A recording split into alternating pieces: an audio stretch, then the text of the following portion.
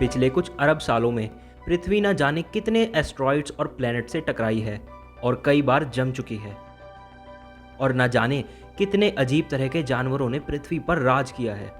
कभी कभी तो बड़ा आश्चर्य होता है कि हमारा ये छोटा सा नीला ग्रह इन सब से कैसे बच गया। लेकिन अगर हम अपने इस ग्रह का तूफानी दौरा करना चाहते हैं तो हमें बिल्कुल शुरुआत से शुरू करना होगा।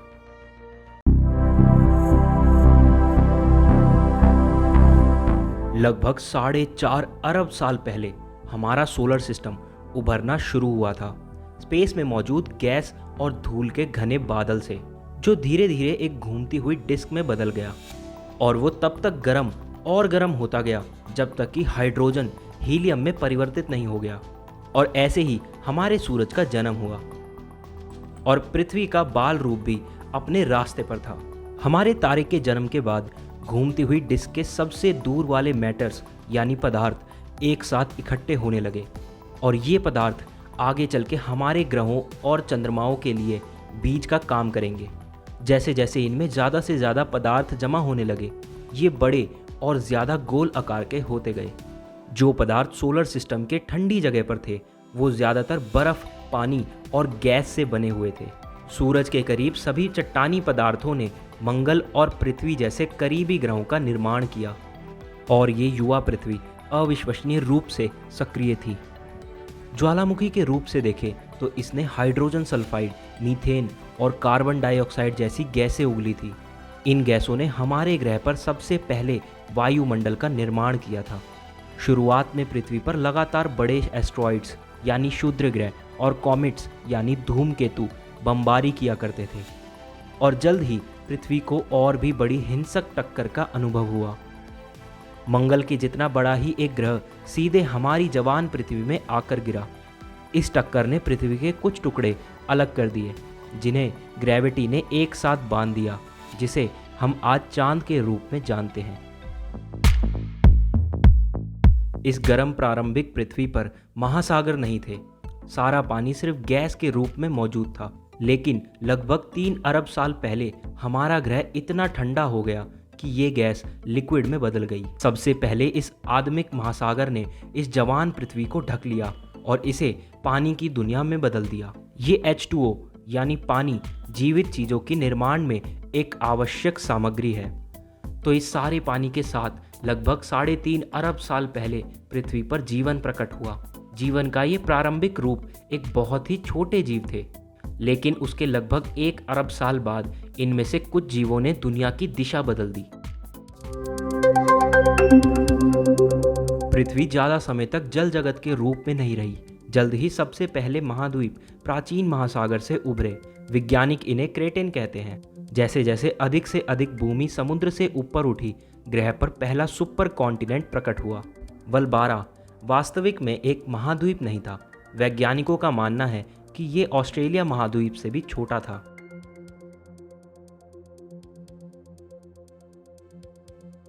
लगभग 2.5 अरब साल पहले साइनोबैक्टीरिया विकसित होकर हमारे ग्रह का पहला फोटोसिंथेसाइजर बन गया। आखिरकार अब पृथ्वी के वातावरण को रहने लायक बनाने के लिए हमारे पास कुछ ऑक्सीजन बनाने वाले जीव थे, और बाकी इतिहास है दोस्तों।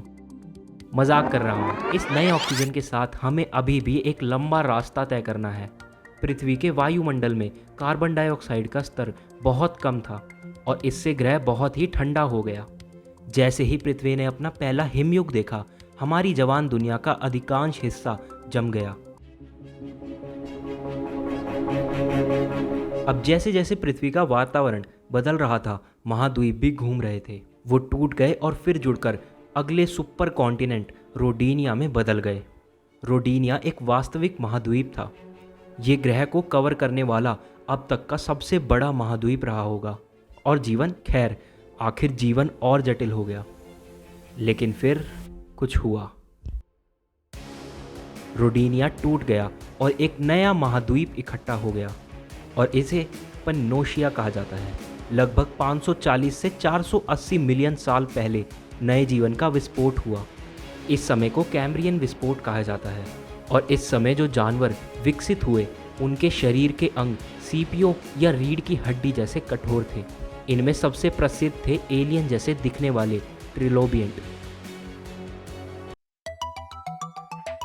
लगभग 440 मिलियन साल पहले जलवायु अचानक से बदल गई और समुद्र का तापमान बहुत ही ज़्यादा बदल गया। पृथ्वी ने अपनी पहली सामूहिक विलुप्ति की घटना देखी। ये ऑर्डिविजन सिल्यूरियन विलुप्ति थी और ग्रह के चारों ओर फैल रहा ज़्यादातर जीवन गायब हो गया। इनमें से कई जीवों ने आज के इकोसिस्टम की नींव रखी थी।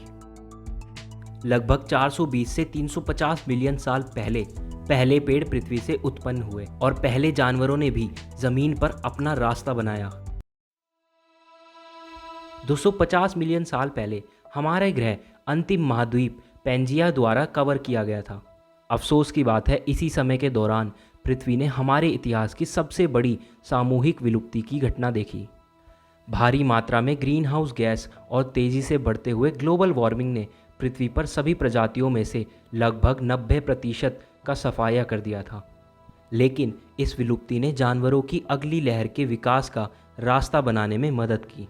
240 से 230 मिलियन साल पहले पहले डायनासोर प्रकट हुए थे और अगले 150 मिलियन साल तक उन्होंने भूमि पर शासन किया। यदि आप वहाँ होते तो आपने विशाल सोरोपॉड अर्जेंटीनासोरस देखा होता, जो अब तक का सबसे बड़ा भूमि जानवर है।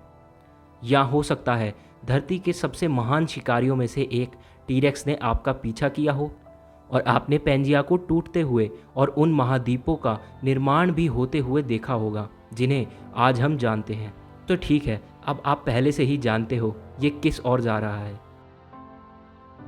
एक क्षुद्र ग्रह हमारे ग्रह से टकराया था, ठीक वहीं जहां आज मैक्सिको है, और इसने वातावरण में इतना मलबा जमा कर दिया था कि इसने सूरज को भी ढक दिया था। इससे विनाशकारी जलवायु परिवर्तन हुआ, जिसके कारण डायनासोर विलुप्त हो गए।